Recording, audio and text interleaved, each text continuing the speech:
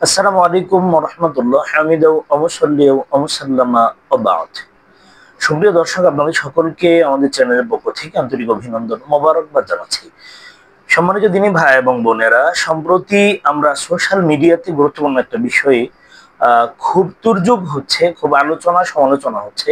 সেটা হচ্ছে বাংলাদেশের একজন আলেম আবু তলহা এবং তার স্ত্রী মডেল নায়িকা হ্যাপির ব্যাপারে অনলাইনে স্বামী স্ত্রী একে অন্যের উপরে বিভিন্ন দোষারোপ করছে এবং স্বামীর চরিত্রের উপরে স্ত্রী বিভিন্ন কালিমা লেপন করছে, স্ত্রীর চরিত্রের উপরে স্বামী কালিমা লেপন করছে। এই ব্যাপারে আমরা গুরুত্বপূর্ণ কয়েকটা কথা শুনবো। প্রথমত, আমরা গত কয়েকদিন যাবৎ আমরা দেখেছি যে ওখানে স্পষ্টভাবে দেখা গেল যে হ্যাপি মডেল নায়িকা, হ্যাপি ছোট পর্দার নায়িকা হ্যাপি তার স্বামীর বিরুদ্ধে অনেকগুলো অভিযোগ এনেছে। তার স্বামীর চারিত্রিক সমস্যা, তার স্বামী একাধিক বিয়ে করেছে এবং 9 জন স্ত্রী গ্রহণ করেছে। এছাড়াও তার চারিত্রিক বিভিন্ন সমস্যা আছে। সোশ্যাল মিডিয়াতে এসে তারা কথা বলেছে। পাশাপাশি আবার আবু তলহা বিষয়টাকে স্পষ্ট করেছেন। উনি বলছেন ওনার বিরুদ্ধে মিথ্যা অপবাদ দেওয়া হচ্ছে, বরং তার স্ত্রীরই সমস্যা। আসলে একজন আলেমের ব্যাপারে এই বিষয়গুলা আসলে কতটুকু দৃষ্টিকটু, এবং একজন আলেম জেনে বুঝে একজন ছোট পর্দার মডেল নায়িকাকে বিয়ে করা এটা কতটুকু যুক্তিযুক্ত। আবার এর সাথে তারা বাংলাদেশের প্রথিত যশা, বাংলাদেশের সিংহ পুরুষ আল্লামা মামুনুল হক হাফিজাহুল্লাহকে সম্পৃক্ত করার চেষ্টা করছে। এই সমস্ত বিষয়গুলোর পেছনে অন্যতম গুরুত্বপূর্ণ কারণ কি, সেটা আমরা আপনাদের সামনে প্রথমত নিয়ে আসবো। প্রথমত কথা হচ্ছে, রাসূলুল্লাহ সাল্লাল্লাহু আলাইহি সাল্লাম হাদিস স্পষ্ট ভাষায় বলেছেন যে আমি আমার উম্মতের জন্য নারীদের চাইতে ভয়ঙ্কর কোন ফিতনা আমি রেখে যাচ্ছি না। আমার পরে, আমার মৃত্যুর পরে পুরুষদের জন্য সবচেয়ে ভয়ঙ্কর, টেরিবল, ডেঞ্জারাস ফিতনা হবে নারী ফিতনা, মহিলা ফিতনা। রাসূলুল্লাহ সাল্লাল্লাহু আলাইহি সাল্লাম বনি ইসরাঈলের ব্যাপারে কথা বলতে গেলে রাসূলুল্লাহ সাল্লাল্লাহু আলাইহি সাল্লাম বলেছেন, ফাইন্না আউয়ালু ফিতনাতিন বনি ইসরাঈল কানাত ফিন নিসা। বনি ইসরাঈলরাও সর্বপ্রথম যে ফিতনাটা তাদের মাঝে আসে সেটা হচ্ছে নারী ফিতনা, মহিলা ফিতনা।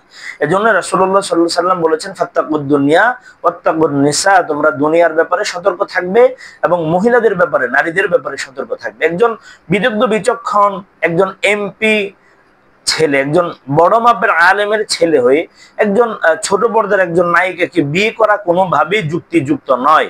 সেটা তার চেহারা দেখে হোক, সেটা তার বিত্ত বৈভব, অর্থ সম্পদ দেখে হোক, একজন আলেম কখনোই এত বড় দিনের ক্ষতি করতে পারেন না। আর আজকে ওনার কারণে, ওনার স্ত্রী, ওনার চরিত্রের উপরে, ওনার আখলাকের উপরে আঙ্গুল উঠানোর কারণে বাংলাদেশে নারীবাদী, প্রগতিশীল এবং অনেক নাস্তিক এমন আছে যারা আলেমদের চরিত্র নিয়ে কথা বলবেন, এবং এর সাথে বাংলাদেশের সিংহ পুরুষ, বাংলাদেশের ইসলামী অঙ্গনের অগ্রদূত, অগ্রনায়ক আল্লামা মামুনুল হক হাফিজাহুল্লাহকে সম্পৃক্ত করা এটাও যুক্তিযুক্ত নয়। এখন কথা হচ্ছে, এখানে কি আসলে তার স্ত্রী দোষী নাকি আলেম দোষী? কে দোষী? প্রথমত কথা হচ্ছে, স্বামী স্ত্রী যেহেতু উভয়ই এখানে আছে, স্ত্রী যেহেতু স্বামীর বিরুদ্ধে অভিযোগ দায়ের করছে আর স্বামী যেহেতু স্ত্রীর বিরুদ্ধে অভিযোগ দায়ের করছে, আমার মনে হচ্ছে এখানে স্বামী স্ত্রী উভয়ের কিছু না কিছু দোষ, ত্রুটি, বিচ্যুতি অবশ্যই আছে। তবে লক্ষণীয় ব্যাপার হচ্ছে, তালহা এবং তার স্ত্রীর উচিত হচ্ছে তাদের বিষয়টা তারা সোশ্যাল মিডিয়াতে কেন নিয়ে আসবে। কারণ একজন আলেমের ইজ্জতের সাথে সম্পৃক্ত গোটা দেশের আলেম সমাজ। একজন আলেম ভুল করলো, কিন্তু মানুষ তো না বুঝে, না জেনে, না বুঝে, অজ্ঞাত সারে মানুষ তো অন্যান্য আলেমদেরকে, বুজুর্গ আলেমদের চরিত্রের উপরে তারা আঙুল উঠিয়ে কথা বলবে। এজন্য তালহা এবং তার স্ত্রী হ্যাপির উচিত বিষয়টা তারা ঘরোয়া ভাবে সমাধান করা।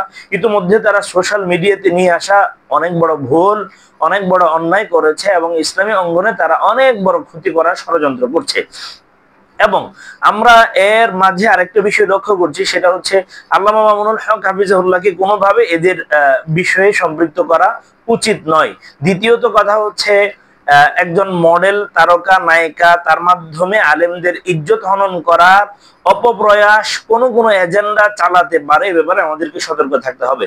এজন্য আলেমদের উচিত, আমি সমস্ত সর্বস্তর আলেমদেরকে বলবো, আমরা যে কোনো কাজ করার আগে ভেবে চিন্তে আমরা কাজ করব, আমরা ফিতনায় পড়বো না। ফিতনা, মহিলা ফিতনা হচ্ছে সবচেয়ে ভয়ঙ্কর ফিতনা। ইন্না কাইদাকুন্না আযীম, আল্লাহ সূরা ইউসুফে বলছেন, নিশ্চয়ই মহিলাদের কৌশল, ষড়যন্ত্র এটা খুব বড় ধরনের হয়। এজন্য আমরা তাদের ব্যাপারে খুব বেশি সতর্ক থাকবো। আল্লাহ তাআলা আলেমদেরকে বুঝে আমলের তৌফিক দান করুন, আমিন।